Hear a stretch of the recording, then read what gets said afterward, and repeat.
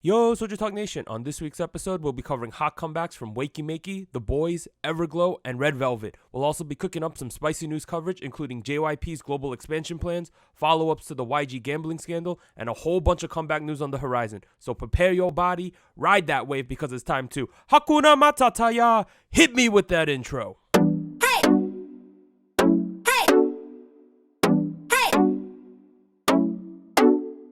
Hey, what's up, everyone? This is SojuTalk, your weekly shot of K-pop. We're coming at you with a super spicy episode 48, and we're recording on Monday, August 19th, 2019. I'm Doug, and joining me today, we got Warren.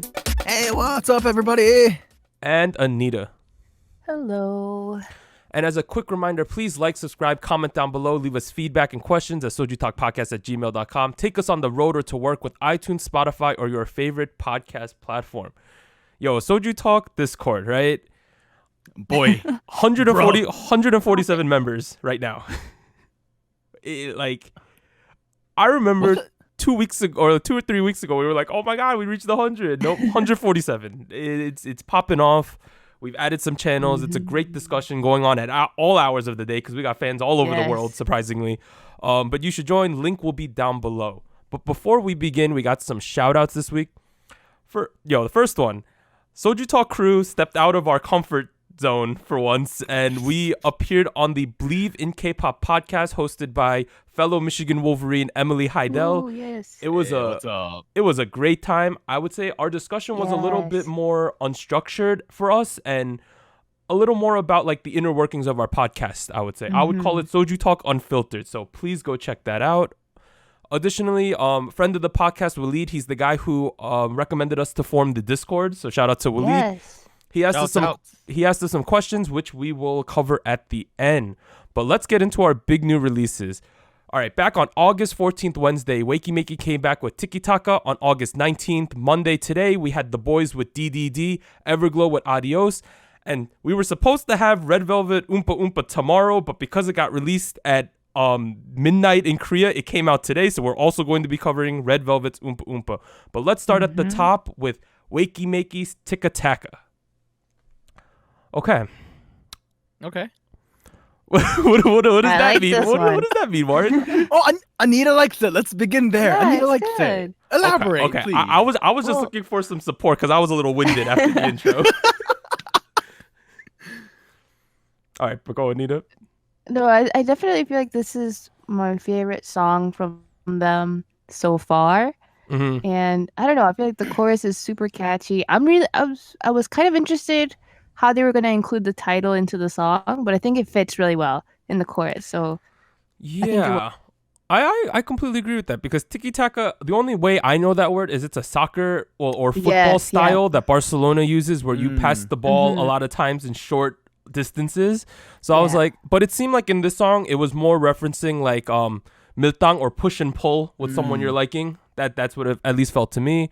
But a little background on Meki. So they debuted in August of 2017. They're from Fantagio. They have 8 members. The 2 that are most notable, because the ones they always push forward, are Yoojung and Doyeon, who are alumni from Produce Season 1 and IOI alumni. And their last 3 songs were Picky Picky, Crush, and La La La. Warren, what do you think of this song? I liked it better than Picky Picky, Crush, and La La La. I'll start there. And I definitely like them better than I Don't Like Your Girlfriend. Yeah. Mm-hmm. I liked it better than those 3. And I definitely feel like they took a very safe route with this song. And I really like that. You know, it's one of those things. So it's like in the summer, we get songs that you clearly define as summer songs, right? I would completely categorize Tiki-Taka as a summer song. I would even make an extent and qualify Umpah Umpah from Red Velvet as a summer song. I think it's meant to be. Yeah, it definitely, right? And I would say summer songs are more catchy generally. Obviously, they feel like summer, and they're generally pretty safe. I have never seen like a train wreck of a summer song. But that being said, this kind of vibe fit Meki, I think, way more than what they had previously done. And I agree. Totally. For me, better distributions, because normally you just have Yoojung and Doyeon like 90% of the screen time. I felt that the distribution was way better this time. I want to give out a shout out to Sooyeon, who's their main vocalist, because She's really good, and I did not know that, and I apologize for that. Oh, the girl with really big eyes. Correct. And lastly, I'm going to say that the Tiki-Taka part in the chorus was extremely earwormy and catchy. Right? I think it's really good. Oh my god, it's so That was good. well done. But does anyone else have any final remarks for Weki Meki? Because I know we've ragged on them a little bit in the past, but I'm happy to see them heading in the correct direction, I would say. I agree. I hope they release more songs that build up on this. Like not too much going on, I guess. Just simplify it. I always got the vibe that Fantasio's kind of ambitious with Weki Meki. I can't really, I've never analyzed why, but like I got the vibe, right? And I feel like I kind of confirmed it here because this song was supposed to be a repackaged release of Picky Picky, even though it's like 3 months old.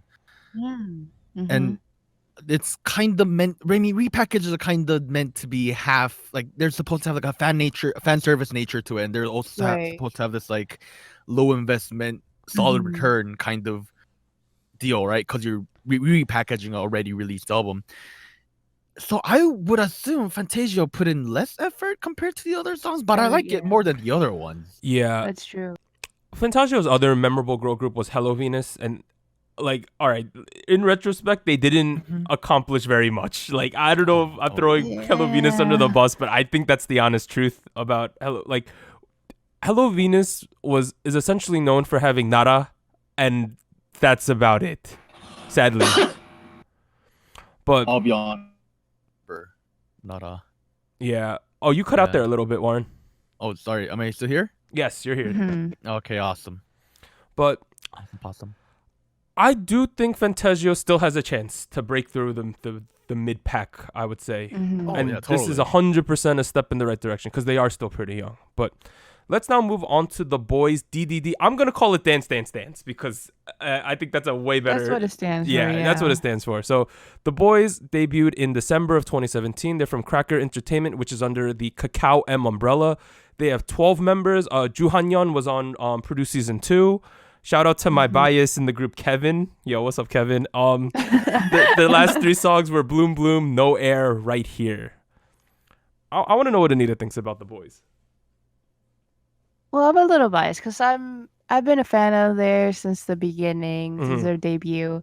For this particular song, I feel like it was the song itself. I feel like it was very much the style of the Boyz. Like I feel they've established themselves to have a very specific sound, and it's pretty much in that realm. Very, very, I would say like bright, but like with a very energetic dance, that kind of vibe. So I feel like they definitely kept up with that. I feel like the music video confused me a little bit. That's the one storyline. That's one of my points here. Was But other than that, I felt like the song itself was great. Like the dance break was awesome too. Let's take a second talk about the creepy looking bunny. Okay.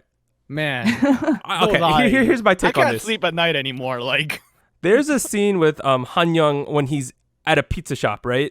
The bunny appears, puts some magical dust on his pizza, and shrinks the pizza. If I was sitting in a pizza shop and a bunny magically sprinkled some dust on my pizza and it shrunk the pizza, they'd be getting these hands, yo. Like, let's be straight up here.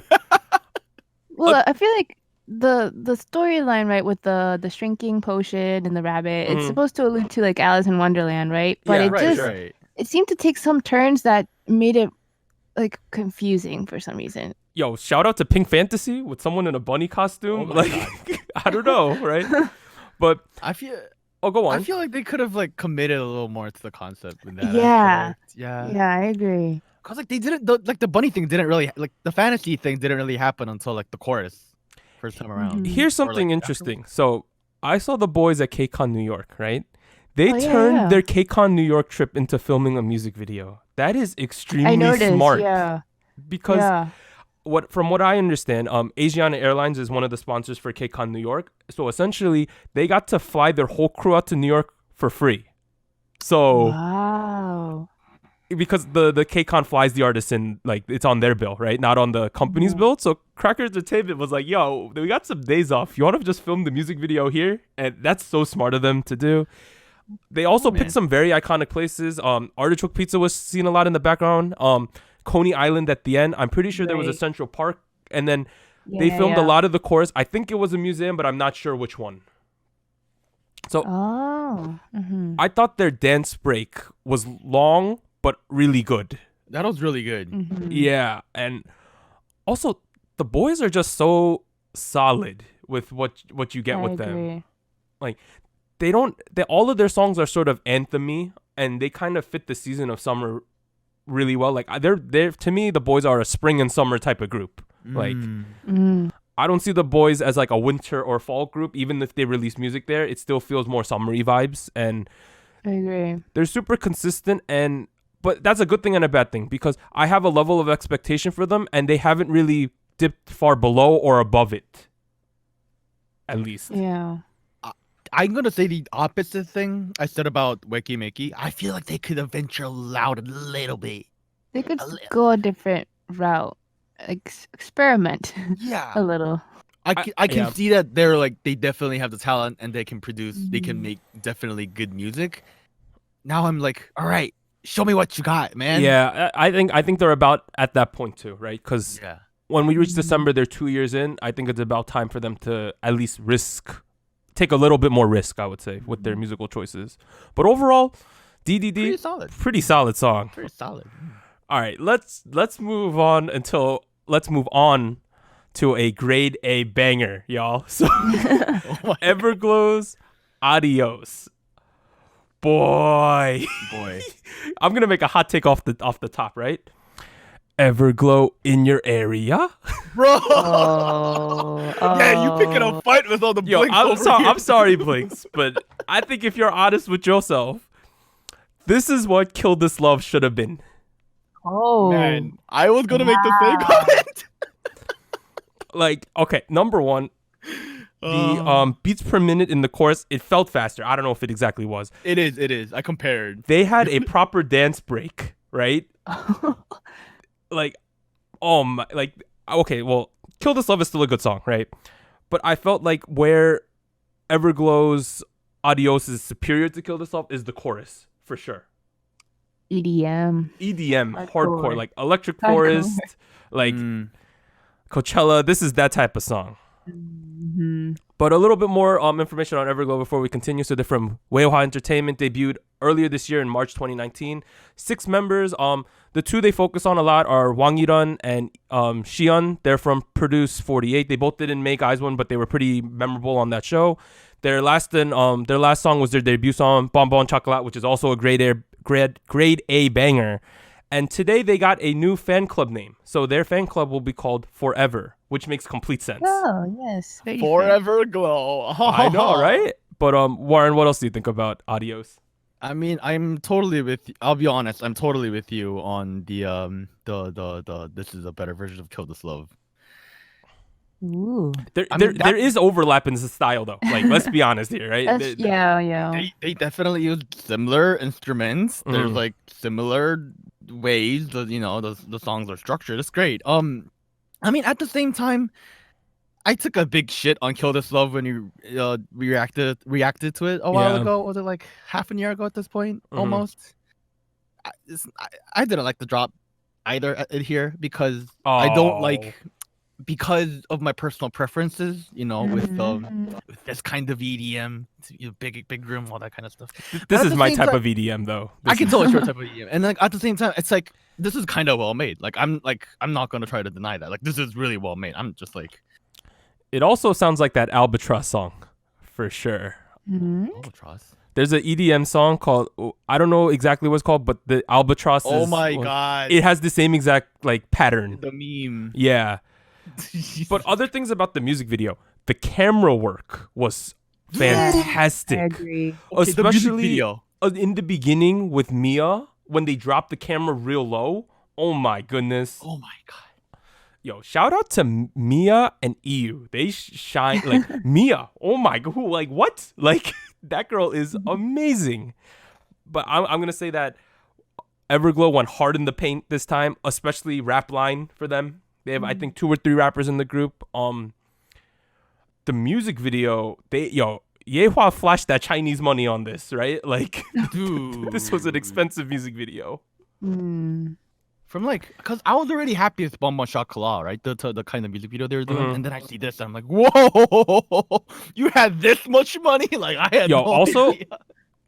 it's great that they put name tags on their artists because people can see their names. Oh yeah, you were subtle though. It was very subtle, but awesome. Anita, do you have any other thoughts about the song? No, I was just gonna say that I think for me, I liked the chorus. I liked that it went harder, but I wish the choreo matched it a little bit more. I feel like they could have done more with the choreo, especially in the chorus. But overall, I thought it was pretty good. Okay. The choreo in the chorus was very like military. I don't know how to put it, but like it felt very like blocky. You know, like staccato, like one after another move. But maybe they could have done a little more free flowing. But that being said, they absolutely killed it, right? I want to bring up a debate right now in regards to Everglow. Oh my god. Okay. ITZY versus Everglow. Who deserves female rookie of the year? ITZY. Are you kidding? ITZY. Probably ITZY, just because of the amount of work they've done. Well, they both have 2 songs. Right, but I feel like I don't know. Has Everglow done like variety stuff and like B-side stuff? Everglow has like a reality show, don't they? I see. Oh, I wanted to bring it up because like ITZY will like, barring crazy circumstances, win it, right? I think on most of the award shows at the end of the year. Right. I know it's because of their talent and how good they are, but I want to shout out Everglow for like way exceeding expectations on all of their stuff. Oh, yeah. Now, I do think ITZY pound for pound is probably more talented in terms of the overall talent level of the kids, but you got to give credit to Everglow for putting in that work as a not top tier company. That's true, yeah. I don't know. I think it is debatable. At least it's debatable, right? I don't think it's a clean sweep. It will sweep. be interesting. I mean, I'll say this much, right? Like the stuff Everglow does, they do establish things really, really well. They take it to the extreme. That's how I kind of view Everglow, right? I like how they're super committed to this too. Right. They're like super hardcore, like girl crush, badass hip hop thing. So I'm gonna make one more take before we finish the discussion of Adios. It's not shade at Blackpink. It's more shade at YG as a company. Everglow, Yeoja Idol, and CLC are picking up the torch from 4 Minute and 21 in a way that Blackpink should. So what I'm saying there is that the more EDM style groups of Gen 2 were 4 Minute and 21, right? I think that's fairly established. And I think we're having groups from smaller companies, Everglow, Yeoja Idol, and CLC, picking up the slack with the amount of content they're putting out. And that's a position that Blackpink should be leading for sure, but they don't because they don't get that many comebacks. No, I kind of agree with that. And I mean, I feel like I like the songs better, to be honest, compared to Blackpink. So it's like it just frustrates me with Blackpink because they should be releasing like 3 songs a year. Yeah. And they should be piling up a discography like Twice has, right? They should be piling up bangers, three bangers a year. Yo, let's be real. Blackpink has the same amount of songs the Twice album counts. Like that's kind of bad. I mean, it just sucks because I'm a pretty big Blackpink fan, and it's like at this point they're becoming like a meme because of the YG problems, right? Like it's a little bit unfortunate. Before we move on, can I say one more thing about this song? Okay, about Adios. Let's go. Yeah, this song had my favorite bass of the whole year. Oh, okay. The texture was really, really nice. Like just being a hip hop head, that bass in the beginning, so well distorted. Man, Everglow might win something. Like I would not be shocked if Everglow wins a music show in the next couple of weeks. Oh, they probably will. They probably should. No, nothing to worry about here. All right. Lastly, so this song from Red Velvet was supposed to come out tomorrow on Tuesday, right? But the way the time differences happen, it came out Monday for us, but at midnight in Korea, if that makes any sense, right? So they came back with Umpah Umpah. I don't need to give too much background on Red Velvet. They debut August 2014. They're from SM. Y'all know their members: Irene, Sugi, Wendy, Joy, Yeti. Last 3 songs were Zimzalabim, Really Bad Boy, Power Up. So, what did y'all think of Oompa Oompa? Willy Wonka. I'm sorry. Man, stop ruining it for me, man. Oompa Loompas, where are y'all at? It was a good song. I don't think it's necessarily a bad song in any aspect. No. I liked it. It was nice.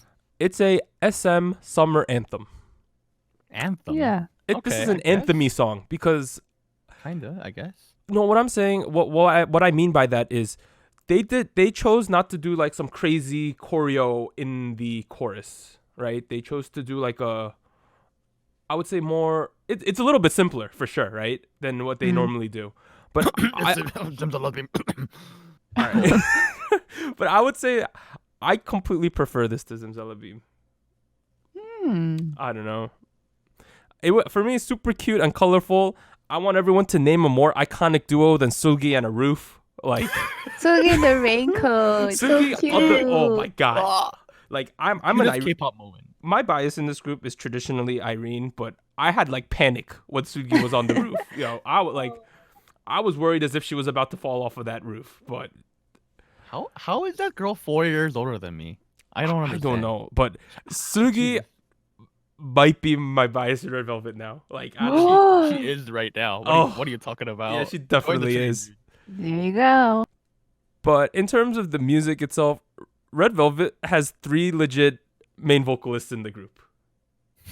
Like, if you could throw Wendy, Joy, and Sugi into pretty much any group and they could be a main vocal, I think. Probably, yeah. And I think it really shows because their level of vocal quality far exceeds almost every other girl group right now.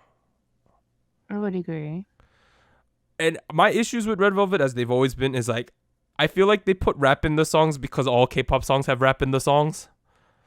But I did like that they used the rap section to make it interesting.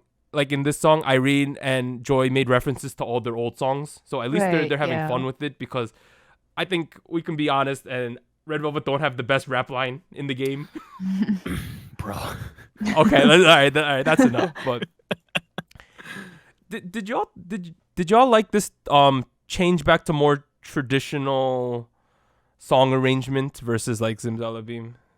I think for me, I enjoyed the music video maybe more than I enjoyed the song itself, just because I felt that Zimzalabim was very out there and experimental, but it definitely it felt more memorable just because it was so different. Where I feel like this one is very, very safe, right? It's very summery. Yeah. And it's actually I kind of thought that it was interesting that SM would release this like very summery song in the later half of the summer instead of switching. There's a reason though. There's a reason. Oh? So this is this is the second song in a 3-part series for the rest of the year. So we got Zimzalabim, Oompa Oompa, and there's gonna be a Red Velvet. I think it's festival is what they're calling it, finale towards the end of the year. Yeah. Festival, yeah. Yeah. I would have like if I would have expected this to be earlier for some reason. I don't know. Maybe it's just the imagery and the vibe. If you go to Korea right now, it's the hottest time of the year. Right. That's probably like a part of it as well. I really agree with Anita's point though that there's no like killing part of this song. Yeah, no. Like in terms of choreography and the song, right? But the video. The most memorable part is Sugi on the roof. Like that's The video is so cute. that is legendary. Also, the whole music video is like there's a turtle in the road, and your boy loves turtles, right? I was down for the turtle in the middle of the road. I was like, Turtle Nuna's like wrecking shop, right? Not letting them go. I thought the rain thing, they had like a storyline going on, which a lot of times we don't see in K-pop music videos anymore, and it was quite refreshing. I just felt the song was very refreshing, and I'm excited to see what Red Velvet does in the finale, because it's going to probably be in the fall. That'd be interesting. Please do Peekaboo Part 2, yo. Oh my god. Please. But one can only hope. So, do we have any other thoughts on any of the songs this week, or are we good? No. I think it was all good songs this time around. Yeah. Very good. I liked all the songs this week, and I think today, Monday, might be the best day of K-pop so far this year. 3 good songs all one day. I don't know. At least on the American timeline. But let's move on to our show winners now. So we only had 2 winners this week. Oh My Girl won on the show, and Inkigayo. Inkigayo is their first win on the big 3 music shows. Ooh. Oh wow. So the big 3 music shows are KBS's Music Bang, NBC's Music Core, and SBS's Inkigayo, and this is their first win on one of their shows. So shout out to Oh My Girl. And the other big winner this week was ITZY, picked up their 5th, 6th, and 7th wins for Icy. Dang. Yo, It's crazy. ITZY's crazy. So there was no M Countdown this week, and also ITZY appeared at KCON LA this weekend. So it was a 4-day convention. Right. There was KCON Rookies on day 2, and then 2 concerts day 3 and day 4. Yo, when Hwang Yeji did the My Life part, it was crazy. I wasn't at KCON, but I watched some of the live stream, and I watched a lot of the cams afterwards. But the audience lost their mind when she did the My Life part from Dala Dala. But go check out theirs, because I think KCON does a better live show than a lot of even the end of the year award shows. Really? Yes, because they script the entire show, including like the middle sections. So it's actually good. And as a international fan, there's subtitles the entire time, even during the Korean speaking parts. Yeah. So that's and also they had a 4-sided stage, which was pretty interesting. Oh, that's the best. Yeah, that was pretty cool. So I know like IZ*ONE, they faced the backside for one of the choruses and the front side for the other. So that's pretty cool. Now let's move on to what we're currently listening to. So I'll start. 3 songs this week. First one, Katie Kim's Remember. Bro. So Katie Kim is not, I wouldn't call her K-pop. She's more just a vocalist. All of her songs have been in English so far, for one. But she is Korean. She's a part of the scene. There's a lot of rappers in this music video. Like C-Jam is in this. I forgot the other ones, but I know he's in it. Remember has the dirtiest drop in like Korean music history, maybe. The drop is absolutely filthy. Do y'all like that song? Good song. Yeah. Good song, Yes. right? Second song I got is John Legend x Wendy, Written in the Stars. Now, Yeah. with Red Velvet coming back, I've been listening to a lot of their stuff, but my favorite thing that Wendy has ever done is the Written in the Stars collab with John Legend. Absolutely epic ballad tier song. Like, oh my goodness. Fantastic. You got 2 vocal legends, and you would think that Wendy might get overshadowed by John Legend because he is a legend, right? But she holds her own on this song, and she is amazing. You literally just said John Legend is a legend. He is, though. He is. Yes. Okay. Lastly, agree. I was listening to Everglow's Bonbon Chocolat this entire week to get hype for Everglow. And boy, that is in my top 5 songs of this year, I think. Really? Yeah. That's really ironic. Is it considering you too? No? considering how all over the script you misspelled the song. Which one? Bomba chocolate. How do I spell it? It's chocolate, not chocolate. There's no like E. French, like French. Okay, sorry. Like, just for the viewers out there, I mean, listeners out there, there's like a script we watch, we read while we're like listening to this. Sorry, speaking into this.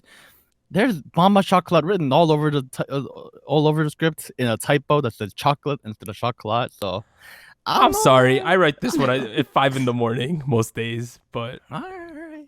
I mean, we wouldn't have gotten the love shaker moment if I That's wrote things true. correctly. So That's you true. shouldn't complain, fam. But Right. that's what I've been listening to this week. How about you, Aaron? I've been listening to a bunch of stuff. I've been listening to a lot of stuff this week actually, in good balance. But I'll pick a couple favorites. I ran into this video on YouTube. Man, it's I think it's from Gayote Chukje, one of the end of the year music shows. I think KBS is it. I forget. Mm-hmm. And it's like a JYP rap performance thing, and it's Chaeyoung from Twice. Oh, okay. I've like seen a this. Double ponytail with heavy auto-tune rapping, and my initial reaction was like, "Bro, is that Jackie White? Is that you, bro?" Like, honestly, I'm really surprised to see this in mainstream TV. It's kind of crazy. she did a really exceptionally well job, even though her bars like 4 bars, 8 bars or something. It was great. I keep listening to it over and over again. She needs to do some solo stuff. Like, please, JYP. Ooh. I want to see. This will never ever happen, but I want to see like Chaeyoung / Sugi kind of collab. Oh. Okay. Put out like a trap album. Man, that would be like a dream come true. Real collaboration. The worlds are colliding, kind of crazy world crossovers. Another song I've been listening to. I've been listening to J Park's Worldwide album again a lot for some reason. Mostly because I put out a 2-part rapper tier list video, a Korean hip hop tier list video. Oh yeah. Yeah, people didn't like it, I'll be honest. Yo, okay. I'm scared, guys. To be honest, I thought that we as iFans were kind of scary on like Reddit, right? Like sometimes the comment sections get a little spicy, right? The amount of flack Warren was dodging on these comment sections of his rap video was ridiculous. Like, I mean, I like he was tier listing maybe like 30 rappers, right? Over an hour, and 40-ish something, yeah. And I feel like a lot of the times the listeners may agree with like 85% of what you're doing, but they focus in on like 2 discrepancies that they don't agree with, and they were tearing you a new one, fam. Like, Warren was having an existential crisis. He's like, am I pushing an agenda? That's what he asked me. I mean, at the end of the day, I had a lot of great conversations with people on YouTube. I mean, Reddit. I earned a lot of downvotes that I had never gained in my life. It's been an awesome experience. But people have been saying, one thing people have said repeatedly over and over again was that J Park belongs in GOAT tier. So I went back and I was like, maybe I'm wrong. So I went back and listened to all of J Park's discog, starting from the one white album where he's standing naked. I forget what it's called. Everything? No, something like that. I started there, listened to all the albums, including the recent one, The Roads I've Walked, Traveled On. I don't know. I didn't put him on GOAT tier, which is the number 1 tier. And I put him in the 2nd rank, and people really didn't like that because he does have a good influence on a lot of people. That being said, I'm not gonna comment much, but I do think Worldwide was his best album by far.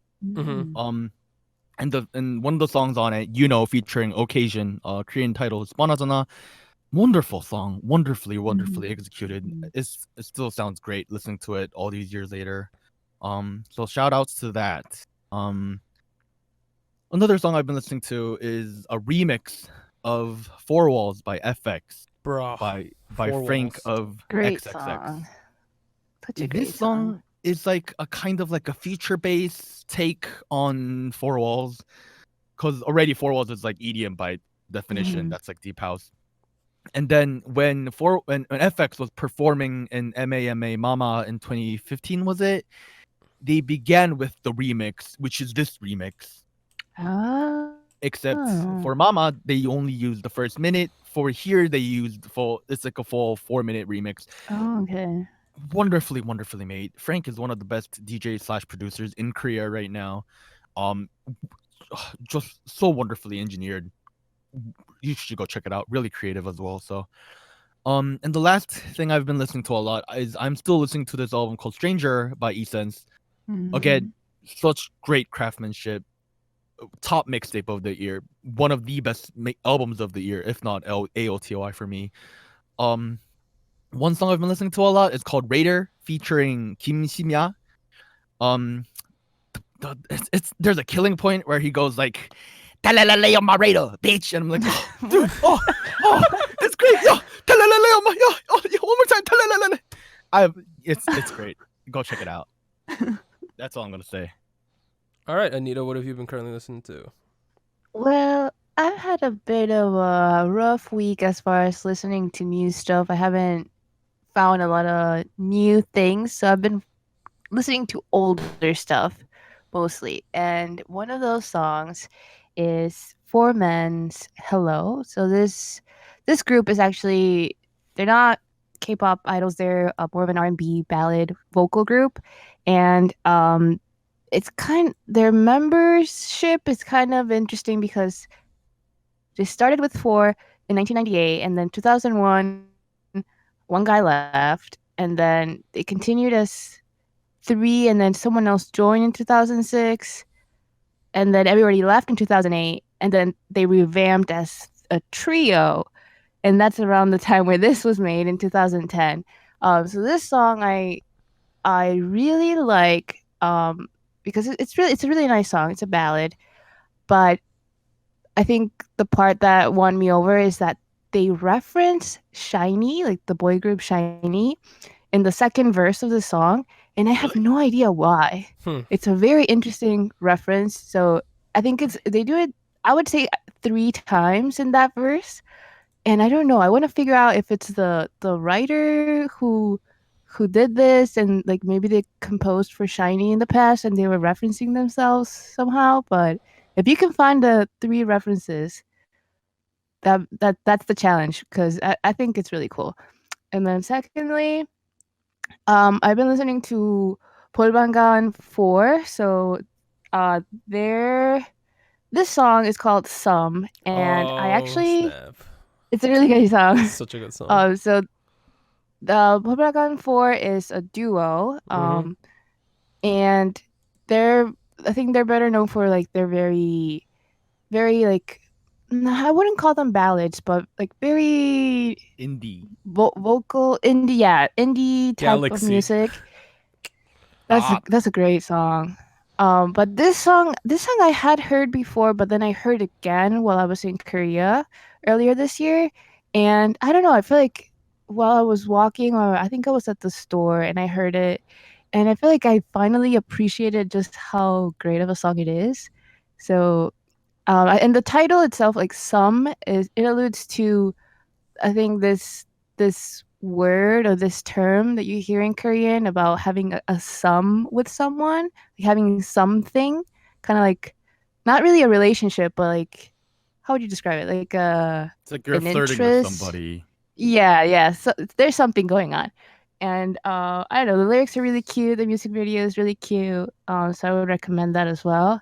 And lastly, I wanted to recommend this song by Boyz called Travel to Me, or translated as that, Travel to Me. And Boyz is a rock band, so they were very active in like mid 2000s, I would say. That was like the height of their popularity. And I don't know, this song is like the definition of like a summer road trip song. And I feel like it's a great song to sing at karaoke. Mm-hmm. Or at least I do, but it's a great song. And I don't know, I feel like here in Michigan it's getting a little bit colder now, and the days are getting a little bit shorter. So this is the last bit of summer. You probably at home know the main vocalist. If you do, his Mingyung-hoon. Yes. He's from Knowing Bros, so he's one of the cast right. members of that show. Mm-hmm. But that covers what we've been currently listening to this week. Let's get into our news and events. All right, so first one, JYP to expand. So JYP to expand to the US, plus will debut a Chinese boy group. It has been revealed that JYP is planning to make a Chinese boy group after the debut of the Niji project, which will feature Japanese members. The company also plans to expand back into the United States as well. JYP is experiencing great success due to groups such as ITZY, GOT7, Day6, Stray Kids, and Twice. Okay. Don't they already have like Boy Story though? Or is that not considered? I don't know what they're considering with that. So for some of you might know this, but JYP used to have an office in Manhattan, in New York City. Oh. They did house trainees in New York. One is Kimberly Chen, who's a famous singer in China who was on the Produce Show there, right? So that's for one. They did have trainees in New York at one point, and it kind of fell through and they sold the office or stopped leasing the building. Is it me, or does... Okay, I know ITZY's very solidified now, right? As the current gen big group for them. I feel like they need to work on Stray Kids a little more. Domestically, at least. So. No, I would definitely agree. Now, they do have that Boy Story, which is a bunch of really young lads in China, They're right? boys. Hence the name They're Boyz. boys. They're literally boys, right? And we knew that they were going to do the Nizi project, which is that the one that's the Chinese female project, right? I believe Is that's it? I believe it that's Twice Japan. Yeah, that's the Japanese girl group yeah. project. Yeah. Japanese. And that's in a collaboration with another big company, if I remember correctly. Tokyo Sonic Music, I want to say. Yeah. I think it's Sonic, yeah. Now, Sorry, Sony. what do you guys Oh, think about this? Them expanding internationally. I don't know if it's again is the right word, but like they are trying to at least in the future. No, it's definitely again, right? Because Mhm. he tried once. It didn't really go well.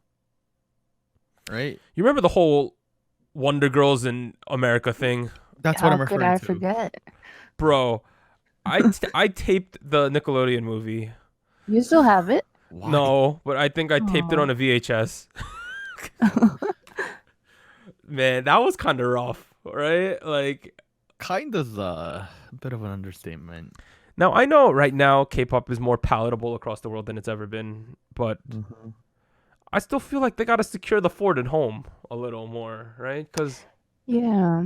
I mean, I think for me, as an international fan myself, I just feel like Stray Kids, GOT7, and like the Wonder Girls in general, I felt like they were their fan base internationally was pretty well established. yeah, I think more so Stray Kids now, because I feel like it's very easy to find content with them, and they have also toured in the US. So I feel like they've expanded already. yeah, because Yeah. for me it's like JYP is essentially turning the page right now. That's not to say that Twice is going anywhere, right? But Right. GOT7 has military coming up, right? Mm-hmm. Day 6 is just starting to peak, and Mm-hmm. Stray Kids is still on their way up, and I would say ITZY's still on their way up to becoming a top tier girl group, which is their projection right now. Right. And I know that these groups will take a little bit time to form, and maybe that's what they're thinking. They think by that time all of these groups will peak, right? Mm-hmm. But at the same time, it is a big risk, right? Because I would say the biggest risk is all the global political tensions that have to do with these future groups for them. Yeah. Right, because they have Japanese, Chinese, Taiwan, like Hong Kong, Taiwanese kids all over these groups, right? Do you think this is a smart move right now, Warren, or no? In terms of politics or in terms of business? Both as a whole. I would say it's a risky, but I feel like it's a natural move to take. I feel like it's a natural next step. You know the thing is, I trust JYP out of the big three companies like the most. Really. Mm. Yeah. Because JYP used to be the icon of distrust 10 years ago. I know, but at least the last 5 years, he's been absolutely killing it, right? Yeah. I mean, I feel like we need to figure out which groups are going to expand into the US. Like, GOT7 ain't going to expand to the US anytime because they need to go to the military. Well, GOT7 essentially like bands, right? It's like they do the band thing where they do these small venues, right? Like it's like only humongous bands in the US, like Rolling Stones or like Iron Maiden, is I think you're touring. mixing up 7 and Day 6, six? buddy. Oh, Day 6. That's what I meant. Oh yeah, I meant Day 6 is doing the band thing. Right. Yeah. Yeah, I think Day 6 is going to find a nice little niche in America. right? I think they can. Mhm. Well, But- what about GOT7? Yeah, GOT7 got military, right? Like, Yeah. there's so much uncertainty. Also, we're not gonna deep dive into it, but like the Jackson Hong Kong China thing is That's a mess in relevant right itself, now. yeah. It's a mess.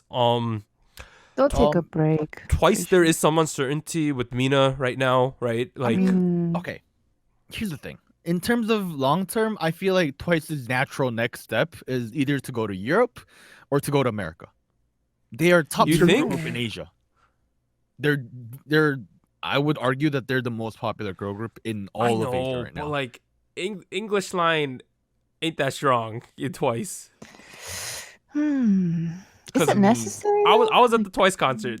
Like it was a bit of a struggle. Let's just say that. I mean, language is something that comes with practice. It does. Look at It me. does. I took classes. Now I speak these random Asian languages. So, you so know, you're, like- you're saying like if Twice peaks in Korea, which one might argue they're at their peak right now, right? That you're saying the next step would be a Western expansion, right? Right. Twice has done this thing where they peaked early on in their careers and they Yeah. maintained it. They never came down. They maintained it. Yeah. So I would argue if it's maintainable. The other argument would be the person with the more Western sound, though, is ITZY, though, for sure. Okay, here's the other thing, right? Like, I don't want groups that already have a Western feel to do well in America. What? We're not presenting anything new. Oh, okay. In that aspect, I kind of want, this is my personal preference, I kind of want Twice to come to America and be like, hi, look at us Peninsula people. We make this kind of music. Stay the same, basically. Yeah, like, no hard feelings against Blackpink, but they kind of do, their music is much more palatable to Western audience because it has a lot of similarities with existing pop music and American rap music. Mm-hmm. Twice ain't like that, buddy. Okay, that's a very interesting take. Wow. Yeah, when did you hear Cheer Up in the Billboard charts? You know, like. But that's way harder though, right? That's not the safe path to take. No, I feel like it's not the safest, but I feel like it's definitely the one that makes you stand out the most. It is true if because it works. They were probably testing the waters with the North American leg of the tour this past summer. So I feel like they'll come back next year. That's at least my feeling, because summer is definitely tour season. But I'm very interested to see what JYP does, because we're in the age of humongous saturation of K-pop throughout the world, and it is about time. If they want to strike out of Korea, now is the time to act, right? We see SM doing it right now with Super M, YG with Blackpink, right? JYP's gotta at least try, so it makes sense. I feel like here's what's gonna happen. I feel like in terms of the bigger industry, if JYP and SM succeed, K-pop is gonna continue to be a bigger thing in America and worldwide. If they don't do well, I feel like K-pop as a genre is gonna go back to being more of a niche kind of thing. Okay, that's just my personal opinion, you know. Like, no, that's a good closing thought, though. Yeah. All right, let's move on now to. Let's talk about another big company. So YG gambling follow-ups and discussion. So the first one, YG and Seungri booked for habitual gambling allegations. So in Korea, being booked does not mean you're arrested. It just means they've opened up the case. So on August 14th, the representatives from Seoul District Police Office confirmed in a press statement, we have booked former head producer YG and Seungri for allegations of habitual gambling based on internal tips. We plan to begin investigations per procedure. Okay. They also said, we are currently overlooking the possibility of additional bookings for violation of the Foreign Exchange Transaction Act. So they're accused of using hwangchigi. So that is essentially receiving money in a foreign country, then promising to pay the amount back in Korea. And that violates laws regarding how much cash international travelers can carry at a time. So at least in the US, is the limit 50,000, I think? Something like that. Something around that. Yeah, is the maximum you could bring in at once. What they're saying that what YG is alleged to have done is he goes to a broker in Korea who has a lot of accounts in both America and Korea and says, like, give me $1 million and in Korea I'll send you $1 million, which would go over that law. That's what he's accused of. So following that, on August 17th, police conducted a search and seizure of the YG Entertainment building. So the police raided the building. They also obtained search warrants for YG and YG Entertainment's financial accounts and have also secured mobile phones and financial data to analyze the flow of funds. So that's objectively what happened. We're not really going to talk about the situation more, but the more interesting is netizens discuss whether Akdong musician and Lee should renew their contracts with YG.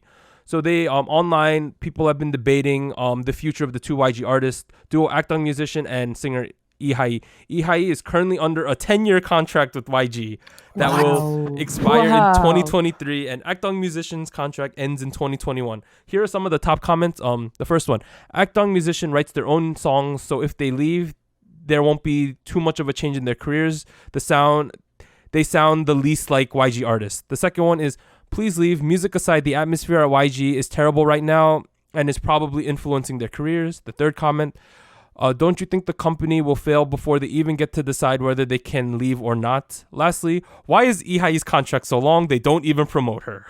Yeah, why is it 10 years? Who thought it's a good idea to make it 10 years? Long. I guess that got grandfathered into the 7-year contract rule, right? That's because I believe now the maximum is 7 in Korea. But I am not 100% sure. But honestly, y'all got to jump off of a burning ship, in my opinion. I mean, okay. If possible. That Question is, in 2 years / 4 years, is it gonna be still a burning ship? Burning sun. Is it gonna be a burning sun? A burning ship, or is it gonna be already sunken? That's the question. Like, I feel true. like that's what they're asking themselves right now. like if I was Lehigh, I'd be like, "Hey, lawyer, what's up? Can I get myself out of this?" Like, You know, I think people bring up Akdong musician and Ihai for two reasons. Number one, squeaky clean reputations across the board. all right. Number two, because they're the least YG sounding YG artists. Right. Now, we know for a fact that Akdong produces their own music. Chansuk, as I believe his name, he just got out of the military, so they're back to Yeah, he's back. they're back to functioning as a unit, right? And then Right. Ihai is more of like a solo ballad / just power vocal singer. So she doesn't essentially need the production value of YG because there are a lot of other producers who can fulfill her needs as a singer, I would say. So people are like, they should go to Antenna, which houses more indie artists, which would make sense for both of them, right? But I think it's more of a, should they at the time, and is it possible? I think that's the bigger question. Is it possible is the question, really. That's the first question.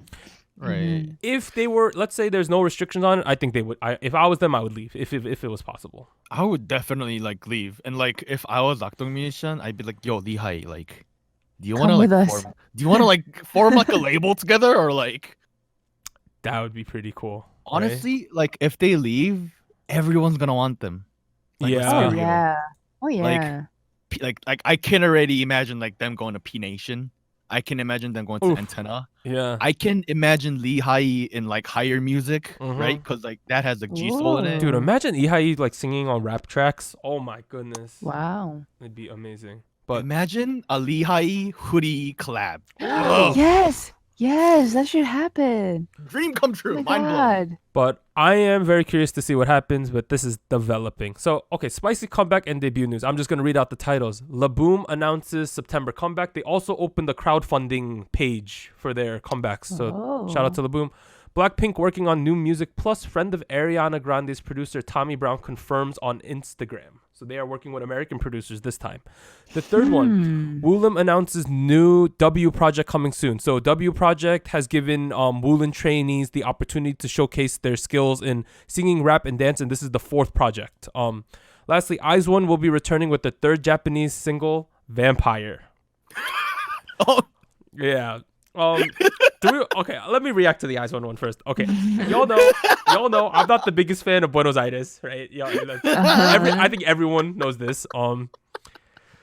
Vampire could be pretty interesting, I guess. All right. I think that they're holding off the third Korean release for closer to their 1 year anniversary in November. It's October or November. I should know it off the top of my head. I'm sorry, but it's October or November. Vampire. This should, because I like the first Japanese release. The second one was kind of meh for me. I have higher expectations because Vampire sounds like it could be cool, I guess. Bro, stop. I think the most interesting thing is Blackpink working on new music with American producers. That's gonna be interesting. Now, is this going to be the full English track, right? Like That's what I'm wondering. All English track. Also, there was a picture of Blackpink with that producer, and Ariana Grande commented, "Photoshop me in the picture," and they did. bro. If we get I know like it'd be weird for a solo singer to collab with Blackpink, but if we get Ariana Grande Blackpink, oh my god! Like, Wow. I somehow feel like it should go well, but I can't imagine it. If that makes sense. As Bro. long I as just YG doesn't produce it, I'm all on board. can Ariana Grande do choreo? I would love to see that. She does basic choreo, right? I mean, Yeah. they could train her for like a month. Like it's one song, right? Like I'm just thinking of their sound because I feel like even more Western, probably. Something like Seven It would be Rings. interesting. It has to be because I feel like that's the most Blackpink Regardless, though. song. You know, I've been asking this like both on the podcast and between us like for like so long now. I want a Travis Scott kind of song from K-pop. Oh. Just like a trap, like a hard trap beat. Like, I want one, please. I think Blackpink's expansion into the West is probably one of the most interesting storylines for the until it happens, because I think everyone is waiting for it and should be cool. So now for some quick takes. First one, insiders claim discussions for Produce X101 project group by 9 fell through a while ago. Oh, so rip. sorry, fans. No. Despite fans and their active support towards the formation of by 9 industry, insiders claim the discussions for such a project group barely even came up before various companies began planning out their trainees' future activities. Darn.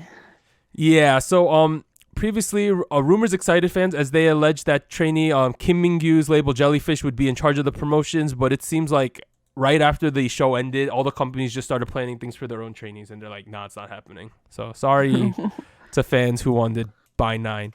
Second one, Momoland's Yeonu reveals she is struggling with anxiety. So I saw Yeonu that. revealed that she's suffering from social anxiety, and that's the reason why she was absent from the group schedules for approximately 1 month. So she said she developed the anxiety after reading numerous mean comments about her on the internet. Oh no. So she was unable to star in one drama. It was called Mungbin Chronicles. Interesting name. However, the label MLD Entertainment confirmed she was able to overcome her anxiety, and she will be starring in a new TVN series called Cheap Cholima Market. Okay. These names. I'm going to make one take here. Okay. 1 month seems really short. I was about to say, and then throwing her right back into another drama. I don't know.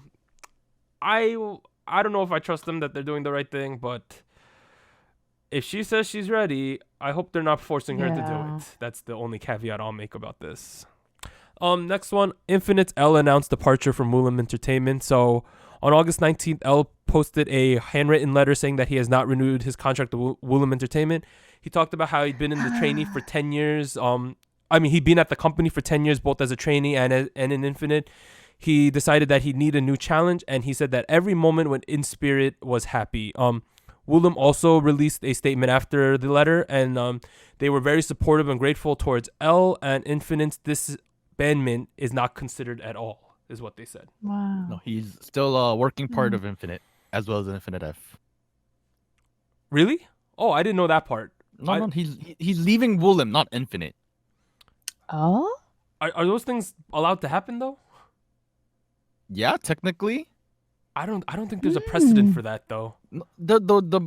Okay, I'm sure there's other examples, but Brown Eyed Girls is one example. They've been in different companies for 7 years now, 6 years. Oh yeah, true. But we'll have to see what happens. We'll have to see. Lastly, this one broke today. So BTS and Blackpink were nominated for Best Group at the MTV VMAs. I know this was controversial, 3 weeks ago, 4 weeks ago. But the category. yeah, Blackpink and BTS have been nominated for Best Group. So the two massively popular K-pop stars are now nominated for this award alongside 5 Seconds of Summer, the Backstreet Boys, the Jonas Brothers. I don't know how to pronounce this, so it's CNCO. Yep. Pretty much, and Why Don't We? So Blackpink is the only girl group. So interesting. So shout out to them. Yo, if BTS, this might be their consolation prize for not being nominated for the big stuff. And I hope they give them at least this type of award, because if they're gonna show up to this, the travel and the amount of overall success they've had this year, they gotta at least give them this. I would hope. Because it's deserved, I would say. But lastly, in terms of upcoming releases, on August 21st, Wednesday, we have Oh Ha-young. So she is a member of A-Pink. She will be having her solo debut. On August 22nd, Thursday, we'll be having the return of Uptension as 8 members, though, with no Jinhyuk or Usok. And also a song by Chungha it's Chungha X Grizzly. I don't know much about Grizzly, but we will find out what that's going to be about. Is this do you know what type of artist he is? I literally have no clue. to be honest. Surprise. It's going to be a surprise. But now let's answer questions from Malid. The first one. So I'm going to read this out. So I just finished episode 46 and had some questions based on Kang Daniel x Geo dating reactions. So I heard K-pop has developed in a way that in a way that it did in Korea. Heavy focus on visuals and concept due to television and non-traditional music being popular together, unlike the West where radio was the main source that spread the medium. So the question is, do y'all think that idols are going to be phased out? It seems to me that idols present an image that fans can latch onto, and it seems that K-pop puts more of an emphasis on character than music. That's a good fact. Through the less severe reactions to Kang Daniel and Gio dating news, it seems that the Korean public is shifting away from idols being seen as fantasies and more towards focus on the music instead. So essentially, do y'all think idols will be phased out over time, and will Korea move towards a more Western musical approach? I feel like someone's asked a similar question on the Discord before, and I already had a similar answer. And my answer right now is no. No. I don't Okay. think it will. Because from my perspective, I feel like they're almost two different scenes entirely. Industry, okay. I don't know. Like they're two different categories almost. There's like it's like a different genre of music. There's like ballad singers, there's the rappers, and there's the idols, and there's like the bands. I feel like it's kind of like that. Idols represent a certain niche market, almost, and that market happens to be a little bigger than the others, and it also happens to be very active in TV and all. I don't think it'll be phased out. Just the way we view them kind of changes over time. I do think there will be a more focus on the music, because it seems that the quality has improved significantly as of late.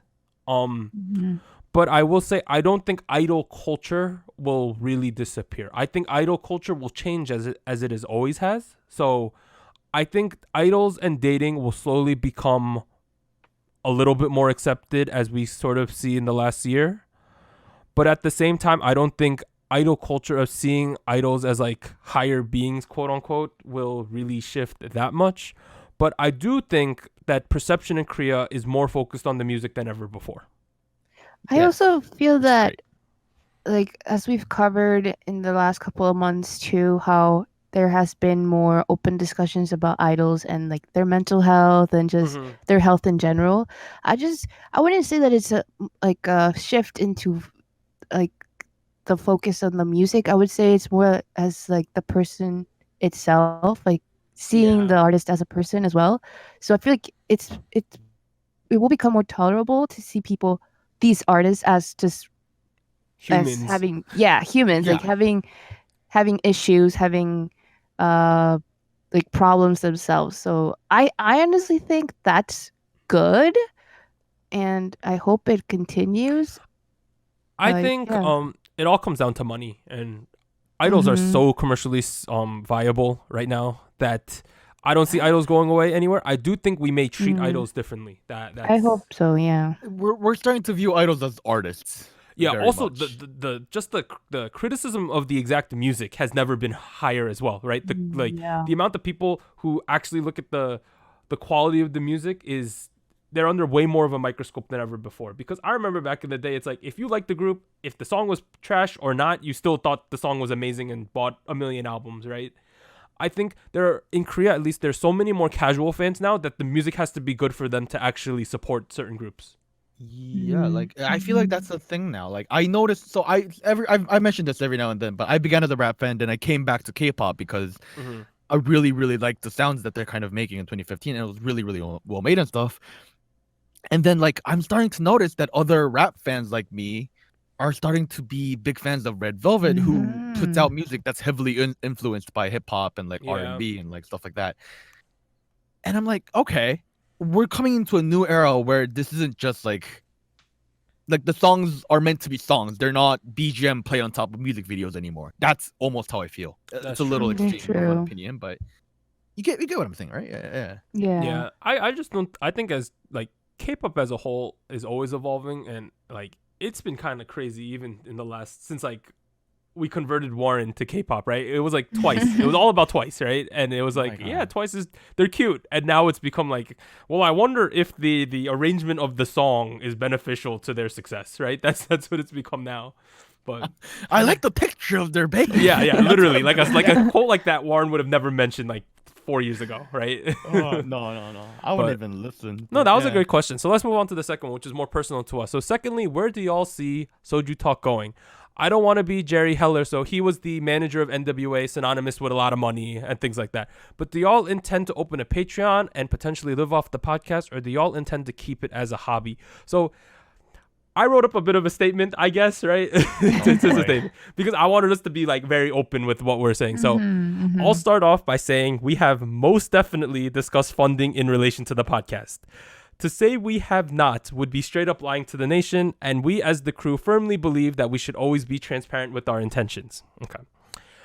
We have looked into avenues such as Patreon and potentially some merchandise in the future that would help us with the overall sustainability of SojuTalk.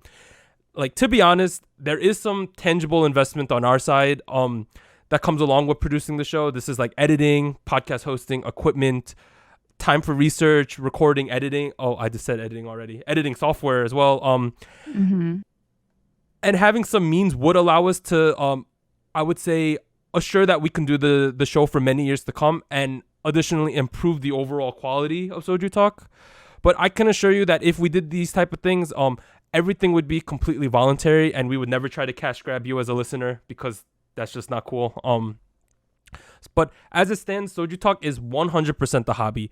Like, if we left our jobs, we would all probably be homeless by the end of the year. like if we're like, my job is SojuTalk, we'd be screwed, right? Like, so as you know, we've just passed the 1 year mark, and although we've grown way larger than we ever expected to, we're still just infants in the podcast game. Like, very much. It would take like 100 times viewership for us to even like think about doing this for a living, right? Like, but so things may change in the future, but currently we are growing slowly, and we personally think that's for the best because it allows us to grow alongside the nation. Like, if we grew way too fast, too quickly, I think we would become a little disconnected with how the nation feels about certain things.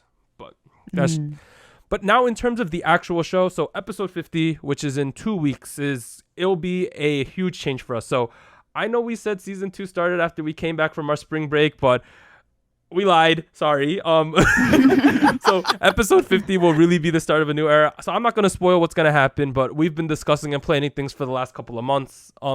In the future, we're definitely going to experiment with some aspects of the show, and there's going to be some hits and misses along the way. Like, I could assure you, we're going to experiment with some things. Some things are going to be good. Some things are going to be bad, but that's growing pains. And lastly, it's not about the destination. It's really about the journey that you're on with us. Oh my God. All right. Yes. You don't think it's awe. I think it's cringe of a statement. But I agree, it's great. Yeah. The journey. Do y'all have any thoughts about this as well? I don't know. I mean, we're not in it for the money. I don't think we can ever make money off of this. It's for fun. Yeah, I mean, yeah, nah. Like, or like, here. Okay, you know what my like pipe dream goal is? I'll let the nation know. If it ever occurs, you could say, Doug God. mentioned this on the show. My pipe dream goal is to be invited to KCON as an influencer. that's my, like, Stop dreaming, bro. I know it will never happen, but that is my pipe dream goal. It's not about the money. I just want to be invited to KCON because I think it'd be really fun and cool to be on a program or something. I don't know. I just want to keep doing this for many years. Yeah, like like if we ever got away from just the three of us talking as friends, I don't think it would be satisfying to do this, and I think it would show in the quality of the podcast as well.